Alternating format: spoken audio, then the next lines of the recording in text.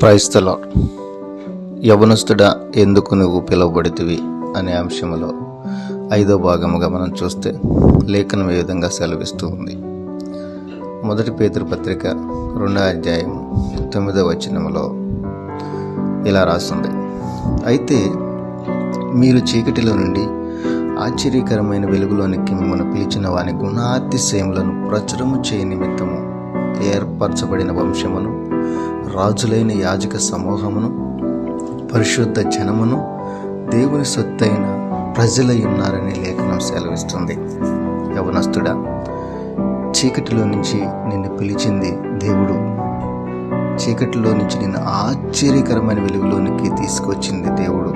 నీ శాపం నుంచి, నీ పాపం నుంచి నిన్ను పిలుచుకుంది దేవుడు.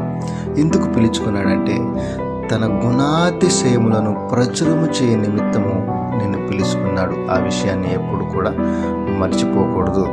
తన సువార్తను ప్రకటించే భారము నీ మీద ఉంది కనుక అందుకే నిన్ను దేవుడు చీకటిలో ఉండటం ఇష్టం లేక దేవుడు నిన్ను తన వెలుగులోనికి పిలుచుకున్నాడు. సువార్త ప్రకటించవలసిన భారం యవ్వనస్తుల మీద ఎంతైనా ఉంది. తర్వాత అంటున్నాడు, ఏర్పరచబడిన వంశమును అంటున్నాడు.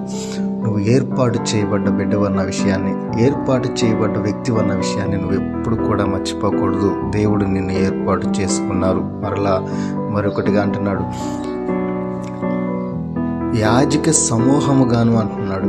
దేవుడు తన యాజకత్వం చేయాలని, తన యాజక సమూహముగా నువ్వు ఒంటరివి కాదు, అనేక మందితో కూడిన సమూహము నీలో ఉందని దేవుడు సెలవిస్తూ ఉన్నాడు.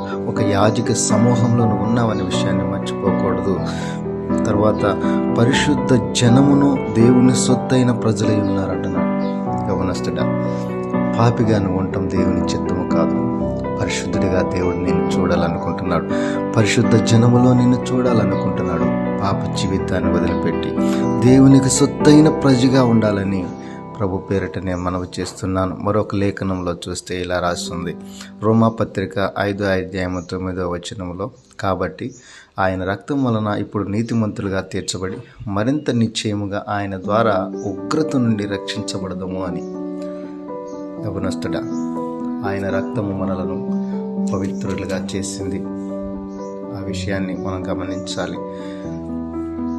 మరింత నిశ్చయముగా ఆయన ద్వారా ఉగ్రత నుండి రక్షించబడ్డావనే విషయాన్ని గమనించి సంఘములో నీతిమంతునిగా జీవించి దేవుని నామాన్ని మహిమపరచవలసిందిగా కోరుకుంటూ ఇట్లు మీ సహోదరుడు.